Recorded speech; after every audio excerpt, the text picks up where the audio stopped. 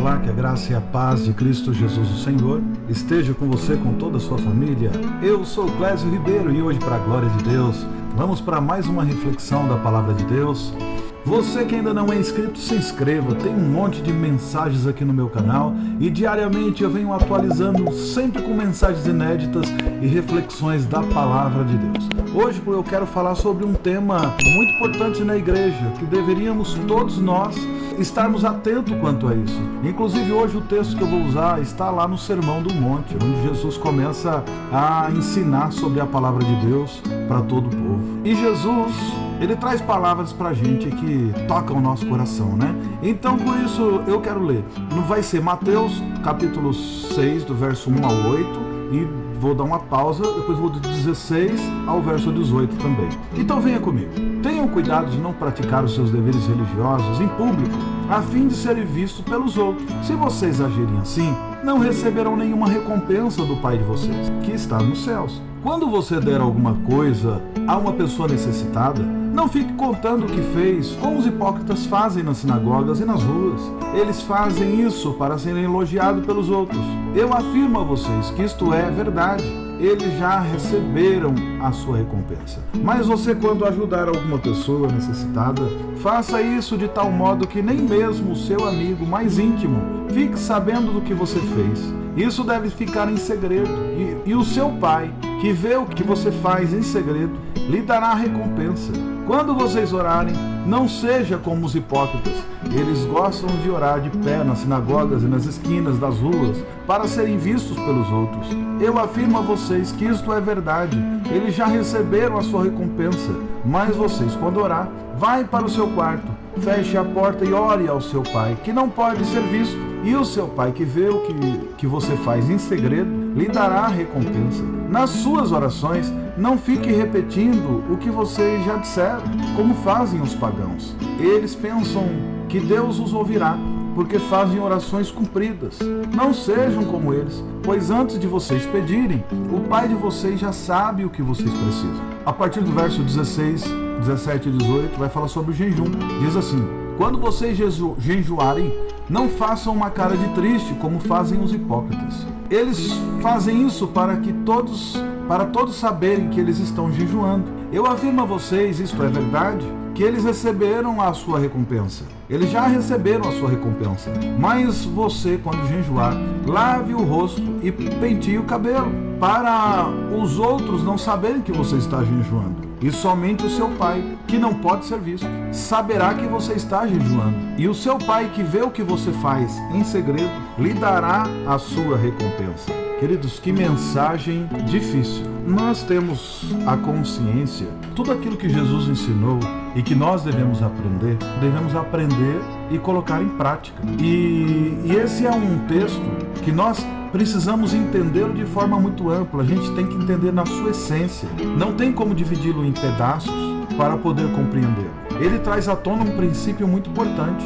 Jesus queria nesse texto passar uma mensagem direta. Ele não deu voltas para falar sobre a hipocrisia e a busca por posição do homem. Ele foi direto ao assunto, até mesmo citando várias vezes a palavra hipócrita, que significa falso, mentiroso. No verso 1, logo de cara, a gente vê: guardai-vos de exercer vossa justiça diante dos homens, com o fim de ser vistos por eles. E isso é um grande problema, queridos. Nos dias atuais nós temos pessoas que fazem as coisas somente para ser visto pelos outros. Nós estamos saindo de um período aqui de pandemia que teve muita gente que passou necessidade.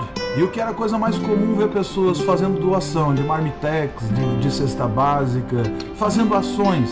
Bonito, tem que ser feito, mas ir lá e tirar foto da pessoa que já está passando por uma situação difícil, para eles mostrarem para todo mundo, para postar nas mídias sociais que eles são legais, que estão fazendo boas coisas. Isso quando o assunto são pessoas do dia a dia, e pessoas são influencers de alguma coisa, eu nem critico eles, porque a vida deles é realmente mostrar algumas coisas para os outros. Mas para nós que somos cristãos, para nós como igreja, nós que temos que ser o sal da terra e a luz do mundo, as nossas obras não têm que ser feitas para ser vista pelos homens. Nós temos que fazer o bem. O que a nossa mão direita dá, a mão esquerda não precisa saber. Nós não temos que fotografar.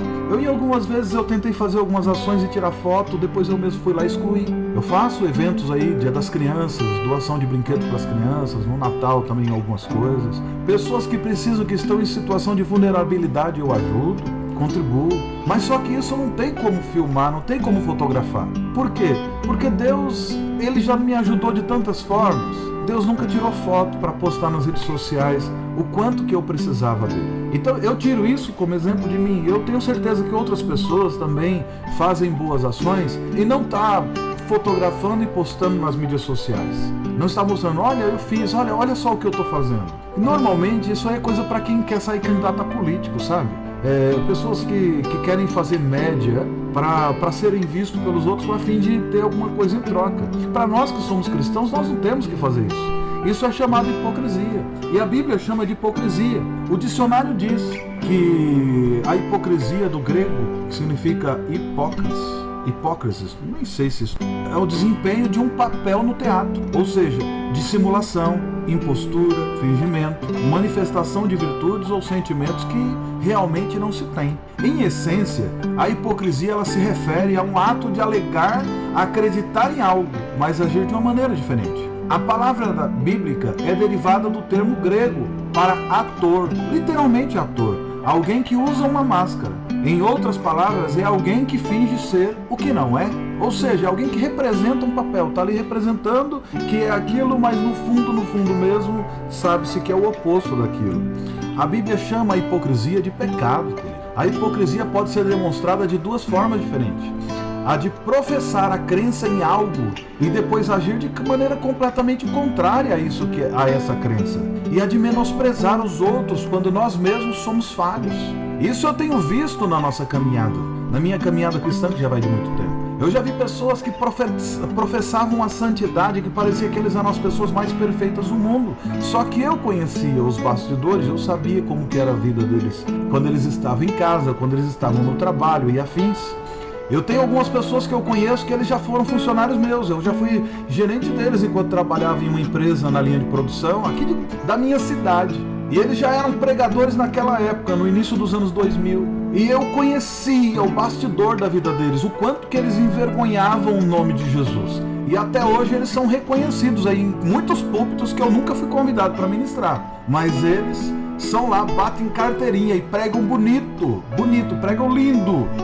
E eu conheço da época dos anos 2000, quanto que a vida deles eram de pessoas mau caráter, e a tendência com o passar do tempo, que eu continuo conhecendo eles se tornaram piores ainda. No entanto, eles continuam pregando em algumas igrejas que eles colocam aquele paletó e a gravata bonita, eles gritam bem, fazem bastante barulho e as pessoas o aplaudem. Mas, no entanto, a gente que conhece o bastidor sabe bem quem é cada um deles. No entanto, essas pessoas, quando passam por mim na rua, eles abaixam a cabeça. Conheço eles. O que eu posso fazer? Eu só conheço. O problema de uma pessoa que é hipócrita, que tem duas caras, é que uma hora ela tem que tirar a máscara e uma hora as pessoas vão saber da realidade. Esse é o grande problema. E o pior de tudo é que normalmente essas pessoas colocam-se num patamar de santidade e ficam criticando todo mundo que é falho. Como eu que sou falho? Eu sou falho demais, eu erro muito. Dependendo da distância eu não erro não, mas normalmente eu erro.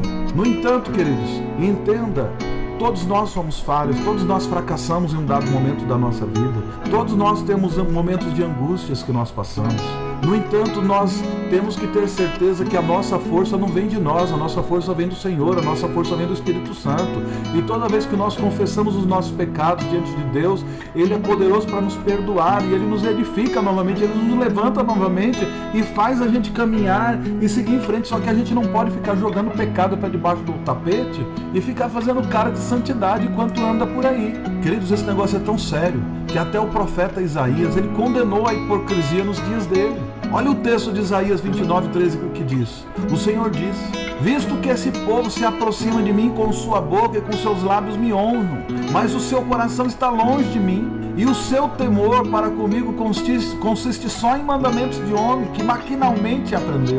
Séculos depois, vem Jesus, e Jesus citou o mesmo versículo, visando a mesma condenação aos líderes religiosos da época dele. Está em Mateus 15, verso 8 e 9. João Batista também chamou as multidões que eles eram hipócritas, chamando eles, quando eles vinham até ele para ser batizado, vinham até João Batista o chamava de raça de víboras. Chamou as multidões, que elas eram falsas, que vinha para ele para ser batizado, e ele os advertia: raça de víboras, até quando vocês acham que vão fugir da ira vindoura? Produza, pois, frutos dignos de arrependimento, porque o machado está posto à raiz, e toda árvore que não der bom fruto será cortada e lançada no fogo. Isso está em Lucas, do capítulo 3, do verso 7 ao 9. Jesus tomou uma posição igualmente firme contra essas santidades de fachada, que eram os mestres e os religiosos da época.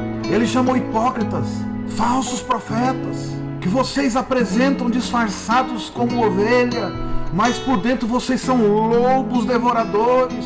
Isso está em Mateus 7,15. Jesus, em Mateus 23, verso 27, chamam eles de sepulcros caiados, serpente, raças de víboras, como está em Mateus 23, 33. Queridos, uma coisa nós temos que ter certeza: não basta ter cara de santidade, não basta ter cara de pessoa boa, tem que ser no íntimo, porque Deus conhece o íntimo. Não adianta dar boas ofertas volumosas, sendo na sociedade ou na igreja, se o coração é impuro. Os apóstolos, eles falavam isso. Se você tem algo contra o seu irmão, vai lá, pega a sua oferta, vai lá, se conserta com ele, depois vem aqui e deposite. Por quê? Não adiantava trazer apenas oferta, tinha que ter um coração sincero diante de Deus. Nós não podemos dizer que amamos a Deus se nós não amamos nossos irmãos. Isso está em 1ª carta de João, no capítulo 2, verso 9. E o amor deve ser sem hipocrisia, como está em Romanos, capítulo 12, verso 9. Queridos, um hipócrita pode até parecer justo por fora, mas isso é só uma fachada. A verdadeira justiça, ela vem de um coração transformado no seu interior pelo Espírito Santo. E para que isso aconteça, só pode haver transformação interna quando a pessoa verdadeiramente se reconhece como pecador, e ele, arrependido, ele vai até Jesus e alcança. Jesus não tem parte com simpatizantes no reino. Eu canso de falar sobre isso. Jesus tem parte com homens e mulheres arrependidos, que vão até ele com o coração quebrantado, contrito, e esses alcançam libertação. Porque todo aquele homem que confessa e deixa, misericórdia alcança. A verdadeira justiça vem da transformação interior, que é feita pelo Espírito Santo. Não é uma conformidade externa. A gente não toma a forma de acordo com o ambiente onde que nós estamos. E há um conjunto de regras. Não é isso. Eu lembro quando eu era criança, alguém ia na igreja e levantava a mão. Quando ele estava saindo da igreja, as pessoas já começavam a abordar: irmão, agora você não pode isso, que agora você aceitou Jesus, você não pode mais isso, não pode isso, não pode isso, não pode isso. Daí a pessoa não tinha roupa, alguém ela dava um paletó e uma gravata, num solzão de 40 graus, e a pessoa falava: agora eu sou crente, eu tenho que usar paletó e gravata. Peraí, a pessoa acabou de aceitar Jesus, levanta a mão hoje. Precisa de libertação, de transformação, e só é possível ser limpo pela palavra que Jesus prega. Nós temos que pregar o evangelho e dar o caminho. É por isso que eu não consigo concordar com essas igrejas que vão pregar num culto, tem mensagem de 5, 10 minutos, 20 minutos. Num culto de louvor a Deus tem que ter 2 momentos. Um momento de adoração, que é o louvor com a igreja, onde todos nós louvamos e agradecemos o nome do Senhor. E depois tem que ter a leitura da palavra e um estudo sobre essa palavra, a pregação expositiva dessa palavra, que vai levar de meia hora a 1 hora, se não até mais. Porque nós temos que ser limpos pela palavra de Jesus, porque a fé vem pelo ouvir e ouvir a palavra de Deus. Não vem por um conjunto de regras, ou troque essa roupa, coloque a roupa tal, agora seu penteado tem que ser assim, você não pode mais usar barba, só bigode. Eu não sei de onde tirar essas coisas, porque na Bíblia não tem isso. A Bíblia não tem nada disso. A Bíblia diz que nós temos que ser lavados e remidos com o sangue de Jesus. A Bíblia tem que nós temos que seguir os mandamentos, e o mandamento novo Cristo já nos deu, que é: amai-vos uns aos outros como eu vos amei. E quem ama não consegue ser travestido de hipocrisia. Ele tira a máscara. Quando você vive dentro de uma casa, numa família, quando você come 1 quilo de sal com alguém, a pessoa verdadeiramente conhece quem você é.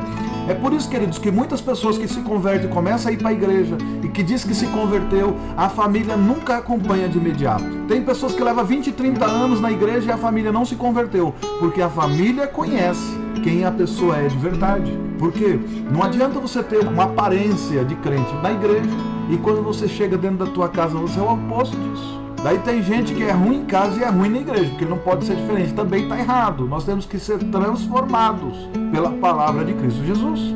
Jesus, ele se dirigiu à multidão quando ele fala o Sermão do Monte. Por que vocês veem os arqueiros do olho do teu irmão, porém não reparas uma trave que está no seu próprio? Ou como dirás a teu irmão, deixa-me tirar o arqueiro do teu olho, quando tens uma trave no seu? Hipócrita, tira a primeira trave do seu olho, e então verás claramente. Aí sim você pode tirar o cisco do olho do teu irmão. Isso está em Mateus 7, do verso 3 ao 5. Observe a hipérbole. Jesus fala, a pessoa está com uma trave no olho e quer reparar o cisco do olho de alguém. Eu lembro, eu não vou citar o nome da pessoa, mas era alguém muito próximo a mim, que ficava olhando a casa da vizinha e vendo a roupa da vizinha que estava toda amarelada, estava toda, a roupa toda suja, não sei como ela não tem vergonha, lavar e pôr a roupa toda suja desse jeito no varal. Daí veio alguém também próximo a mim, passou o dedo e falou, não é a roupa dela não, é o seu vidro que está todo sujo. O vidro da cozinha da casa dela estava completamente imundo, daí ela achava que era a roupa da vizinha que estava suja. E depois, lave o vidro, que assim você vai poder ver o que tem de roupa limpa dos outros. É assim, querido. A pessoa não está preocupada com o que está na casa dela, mas está olhando a vida dos outros. E é por isso que o profeta Isaías, Jesus e todos os outros vieram condenando a vida e a hipocrisia. Nós temos que tomar cuidado para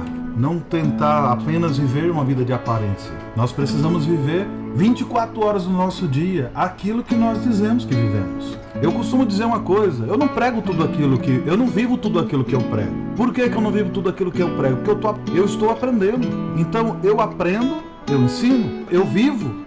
Enquanto eu estou pregando, eu estou vivendo, eu estou aprendendo, eu estou crescendo em graça e em conhecimento. E a partir daí, a Bíblia também vai me direcionando naquilo que eu posso e no que eu não posso fazer. E uma coisa eu digo, eu não vivo uma vida de aparência, eu vivo aquilo que eu sou. Eu sou transparente.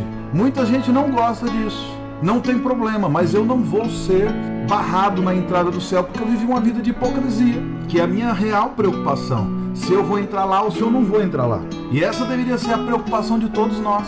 Jesus não estava ensinando contra o discernimento, ou contra ajudar, ou contra vencer o pecado.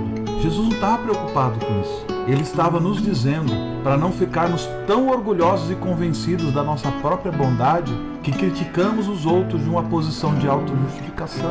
Jesus, ele estava ensinando ele estava tentando nos alertar contra o nosso orgulho, porque o orgulho e a autojustificação, ela vem do homem desde a queda de Adão.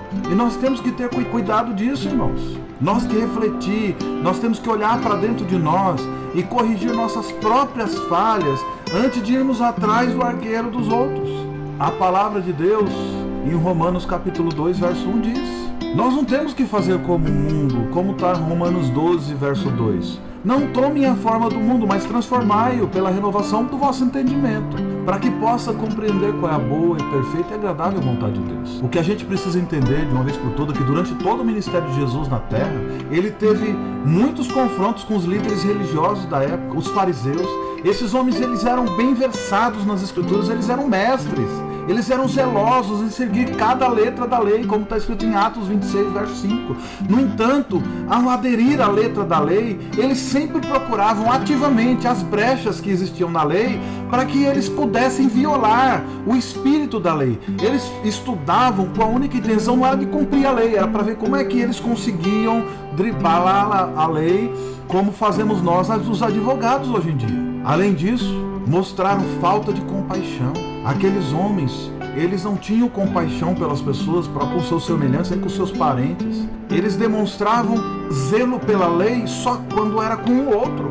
Era pesado demais, a ponto de Jesus falar, essa raça miserável, essa raça de víbora, eles estreitam tanto o caminho do céu que nem eles entram e nem deixam os outros entrarem. Por isso que Jesus vem, quando ele está aqui na terra, ele bate tanto nessa questão da hipocrisia. Jesus, ele falou de uma forma, combatendo o povo, dizendo que a justiça, a misericórdia e a fé, elas são mais importantes do que buscar uma perfeição baseada em padrões falsos.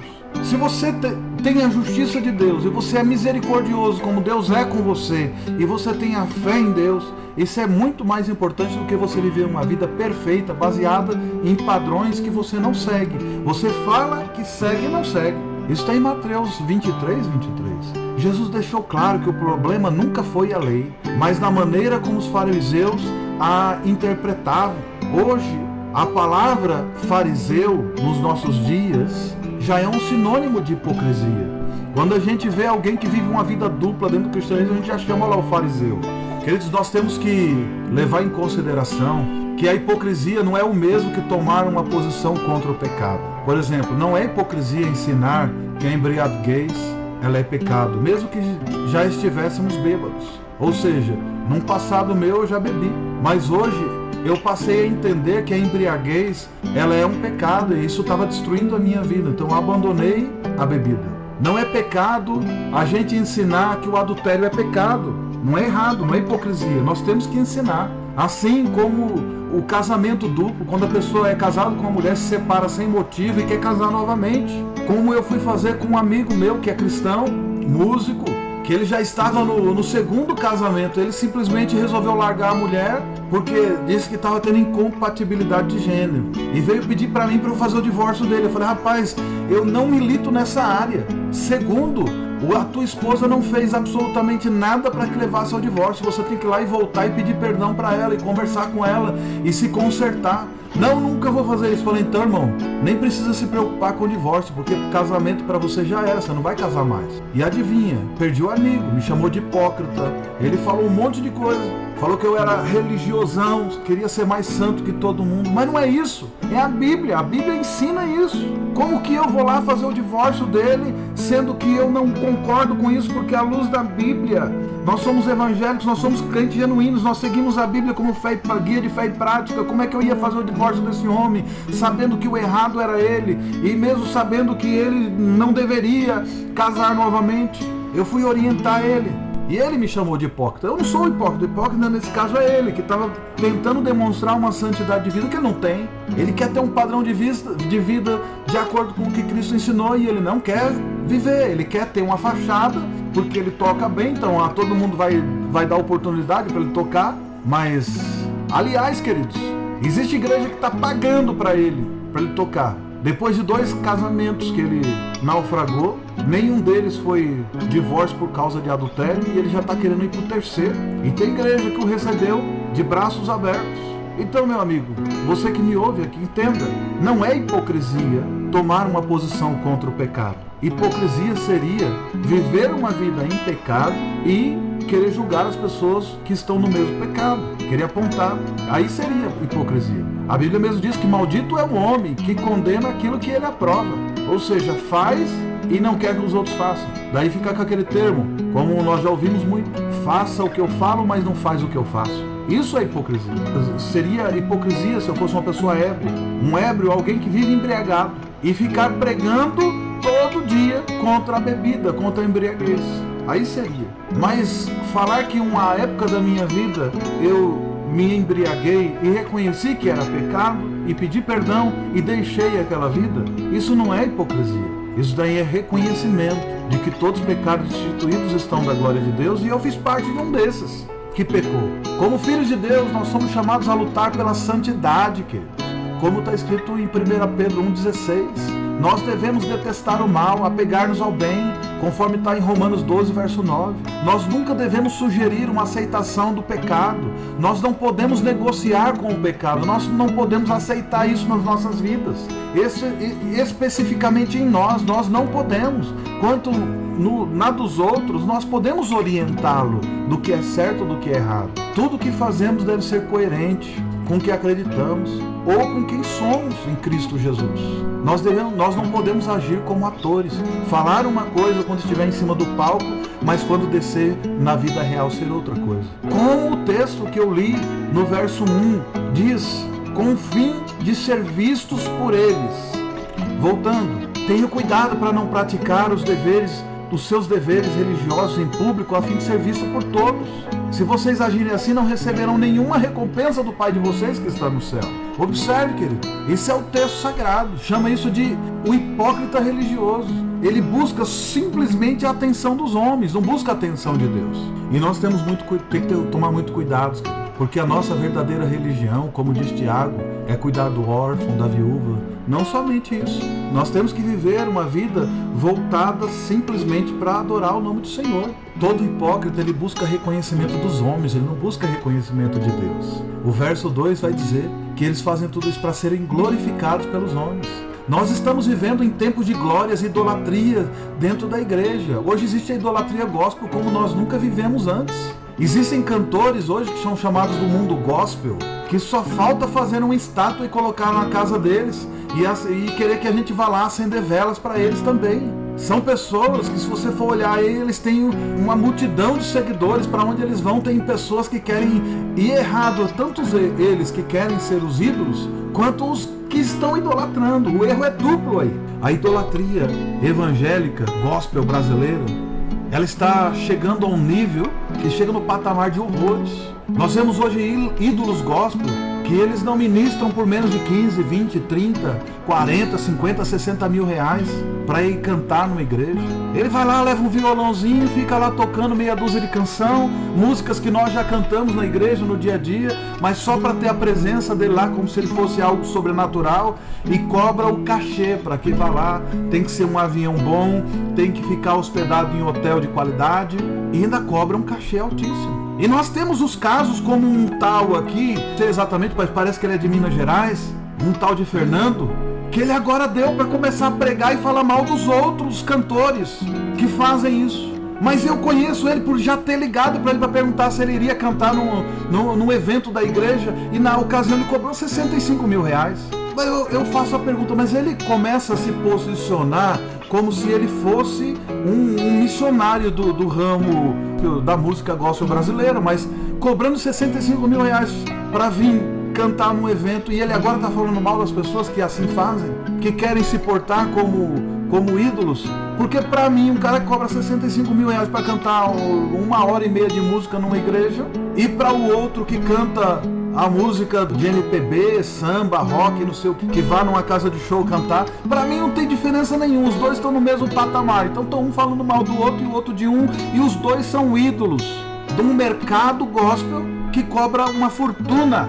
Isso é hipocrisia, querido. E o problema todo é que essas exigências desses malucos de valores astronômicos como esse, o problema não é só eles, é as pessoas que pagam. Como é que tem gente que tem coragem disso? Eu congregava numa igreja que eu frequentei lá durante 7 anos, e teve diversas vezes, nós éramos avisados que ia ter um culto na igreja durante o final de semana, num sábado, por exemplo, só que a gente não podia ir. Se a gente quisesse ir, tinha que comprar o bilhete, aí o ingresso da entrada. Eu falei, mas como assim? Eu sou dizimista, eu sou ofertante, eu estou aqui presente, como que é?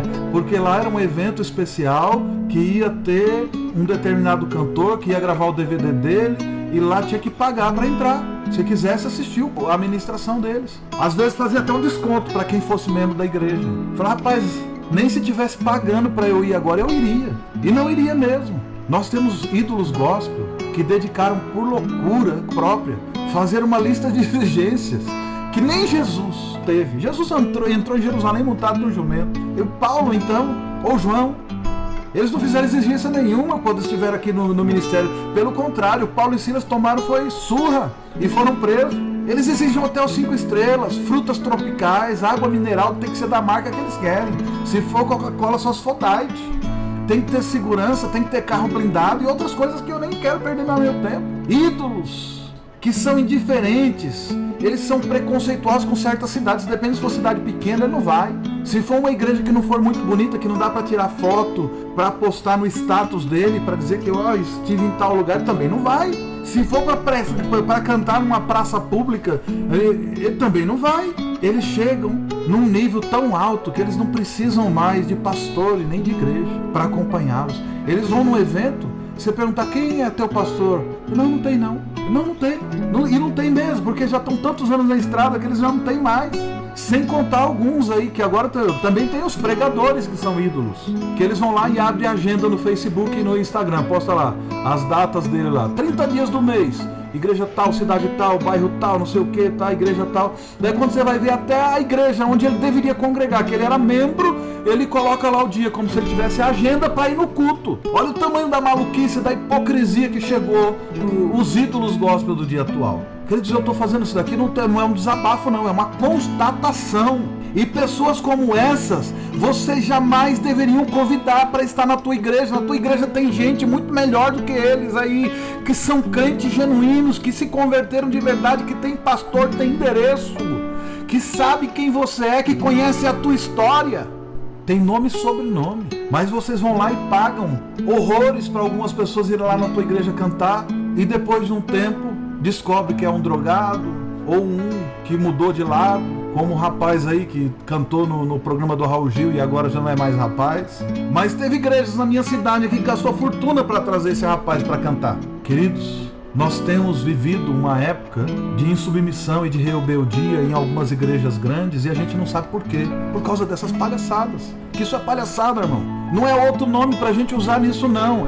Isso é hipocrisia. É colocar uma máscara. É viver uma coisa que não existe. No reino de Deus não existe isso. Quantas igrejas que matam pastores de fome, membros da tua igreja de fome, mas vão lá e fazem rifa, cantina, faz isso e aquilo, para convidar um cantorzão, um pastorzão aí, daqueles pregadores, desses famosos aí, ídolos, para irem no congresso tal, e quando termina na segunda, terça, quarta-feira, tá todo mundo lá vazio de novo. Por quê? Porque vocês deixaram de buscar o Espírito Santo, de entregar a sua vida a Jesus, de orar, de depositar sua confiança no Senhor, e começaram a colocar a sua confiança em locais errados, em poste-ídolos.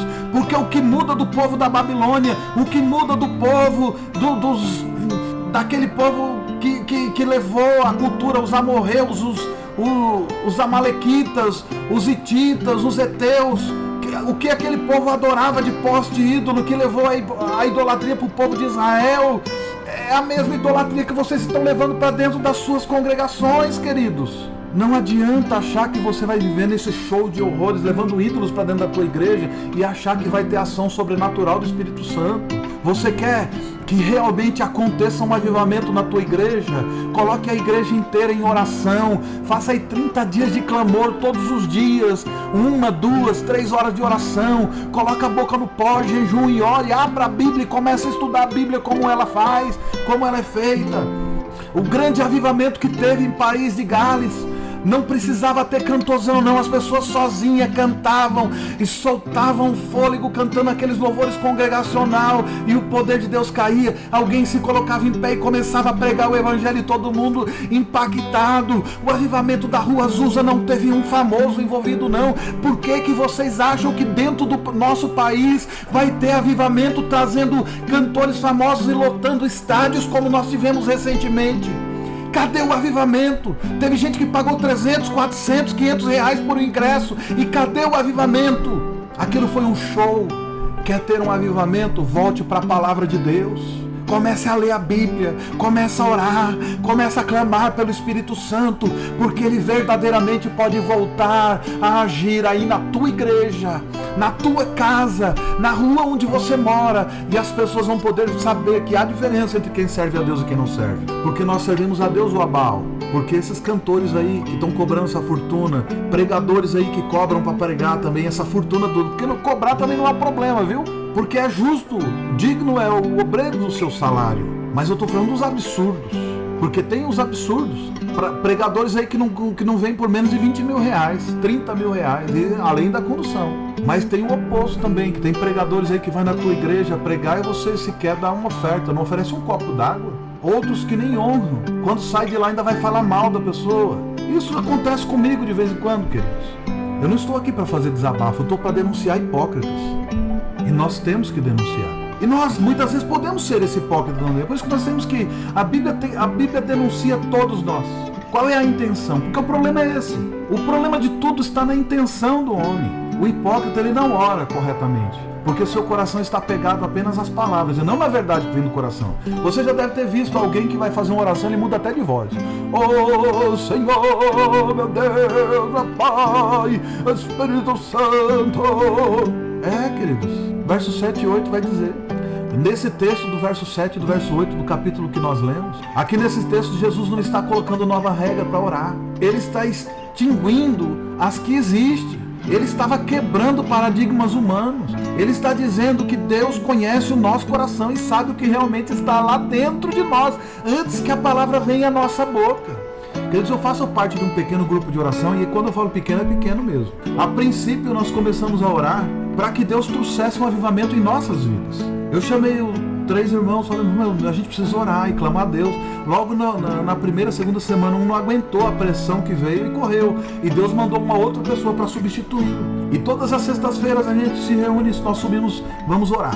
E quando a gente chega na vigília, embora o foco da nossa oração seria o nosso avivamento, as nossas vidas, para apresentar as nossas vidas a Deus, toda vez que nós vamos orar, nós fazemos um levantamento. Se alguém tem algum pedido de oração, e talvez eles vão ouvir essa mensagem aqui, eles vão confirmar se é verdade ou se eu estou mentindo. Porque o hipócrita é assim, ele fala as coisas e ninguém confirma. E se alguém tem algum pedido de oração, a gente vai lá e começa. Como sempre, nós temos uma lista grande. E a gente começa a falar dos pedidos em 1, 2, 3, 4, 5. E normalmente nós passamos horas orando pelos pedidos, não dá nem tempo da gente orar por nós. E nós sempre terminamos a nossa vigília de oração sem que a gente tenha feito alguma oração em nosso próprio favor, ou no favor do nosso grupo. Ocorre que todas as vezes, toda semana que nós chegamos para orar, antes da gente falar da nossa lista, vem os testemunhos. Olha, tal pessoa que nós oramos foi curada, tal pessoa lá em outra cidade se converteu. E a gente começa a falar dos testemunhos, e a gente pega lá, abre novamente outro grupo de oração, e nós vamos lá orar por outras pessoas, outros propósitos, e Deus começa a responder. Queridos, quantas pessoas que nós cobrimos em oração nesses últimos 4, 5, 6 meses, 7 meses, em que receberam um milagre? E com o passar desses meses em oração, nós chegamos à seguinte conclusão: enquanto nós estamos em oração de intercessão, orando por outros, pessoas que às vezes nem nos conhecem, Deus começou a responder, curando, salvando, abrindo portas de emprego, abrindo vagas em filas de atendimento médico para que as pessoas pudessem fazer cirurgias. Enquanto isso, Deus começou a responder também as orações para nós que nós nem sequer fizemos. Quantas coisas que nós precisávamos orar e pedir a Deus, e Ele respondeu sem que nós tivéssemos orado, porque nós não tivemos tempo, porque nós estávamos orando pelos outros. Porque antes que as palavras saíssem da nossa boca, Deus já conhecia. E nós nos colocamos numa oração de intercessão, clamando por outras vidas, e Deus começou a fazer milagres de forma muito grande. Só que os hipócritas, eles não querem fazer essa oração como nós fazemos, escondido. Muitas vezes a gente vai orar e a gente começa a clamar pela vida de uma pessoa, e a gente começa a orar, a gente até cansa. E nós não fazemos oração bonita, não. A gente começa a orar, Deus, ó, tá vendo aqui esse pedido, tem esse, tem aquele, tem o outro. E a gente começa a conversar como se estivesse batendo esse papo aqui. E quando a gente menos espera, vem os testemunhos de oração, de resposta às nossas orações. E aquele testemunho serve como combustível para a gente ir lá orar de novo, e de novo, e de novo, e de novo, e de novo, e de novo. E Deus está trazendo um avivamento sensacional em nossas vidas. Recentemente eu fui convidado para pregar numa igreja, e quando eu comecei a pregar, Deus me falou que tinha alguém doente. Eu falei, quem está doente vem aqui na frente. Enquanto a pessoa vinha, eu falei assim, antes de chegar aqui já procura a sua dor. No meio do caminho o rapaz já começou a chorar, porque ele já não tinha mais dor. Só do ato dele levantar da cadeira e vir até a frente, Jesus havia curado aquele homem de uma forma que eu não precisou nem orar, porque o Espírito Santo já conhecia a dor daquele homem. Precisava de alguém que acreditasse verdadeiramente que Jesus tinha como curar aquele homem sem precisar fazer longas orações. Muitas vezes nós perdemos longo tempo fazendo cara de que eu sou mais santo, fazer aquela oração que mais parece uma reza bonita, com eloquência, que mais cansa nós mesmos do que a Deus. Sendo que Deus quer que de verdade a gente seja verdadeiro com Ele, que a gente abaixe a nossa cabeça e ore e peça por misericórdia, porque nós mesmos não somos nada. Nós não somos nada, nós somos pó, somos cinza. Tem gente até mudando a voz para ficar bonito na hora de orar. Faz mais grossa, fala bonito. Mas e aí? E a resposta? E a resposta nunca vem. Não vem. Daí você pergunta a Deus por quê? Porque não adianta aparentar uma espiritualidade, você tem que ser. Eu vou encerrar essa mensagem por aqui, mas esse é um tema que eu vou continuar. Eu vou pregar mais umas 5 mensagens semelhantes a essa sobre a hipocrisia que tem reinado dentro da igreja. Nós temos que derrubar os nossos postos de ídolo. Se você tem algum ídolo que você tem idolatrado, que seja você, o teu trabalho, a sua família, a tua igreja, o seu pastor, o cantor tal, o cantor B, esquece, irmãos. Todos são homens. Você mesmo pode entrar na tua casa, fechar o teu quarto, dobrar teu joelho e orar, ler a Bíblia, e Deus vai falar com você do mesmo jeito. Não faça de mim também um ídolo, porque eu não sou. Eu sou só mais um como você, que eu estou sendo aqui um veículo de Deus para trazer a lembrança que Deus pode falar com você. Não precisa ser outra pessoa. Deus pode falar com você. Que Deus abençoe e te guarde, que Ele faça resplandecer o rosto dele sobre você, que Ele tenha misericórdia de vós e que Ele te dê a paz.